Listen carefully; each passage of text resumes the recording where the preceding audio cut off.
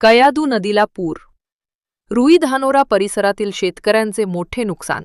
तात्काळ पंचनाम्याची मागणी. हदगाव प्रतिनिधी गोलू पवार. हदगाव तालुक्यातील रुई-धानोरा परिसरात गेल्या 2 दिवसांपासून झालेल्या मुसळधार पावसामुळे कयाधू नदीला पूर आला आहे.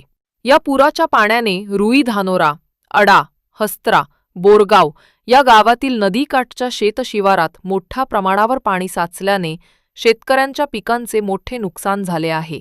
सोयाबीन, कापूस, तूर, उडीद, मूग या खरीप पिकांचे शेकडो एकरांवरील पीक पाण्याखाली गेले असून शेतकऱ्यांना मोठा आर्थिक फटका बसला आहे. आधीच कर्जबाजारीपणामुळे त्रस्त असलेल्या शेतकऱ्यांवर या पुरामुळे आणखी एक संकट कोसळले आहे.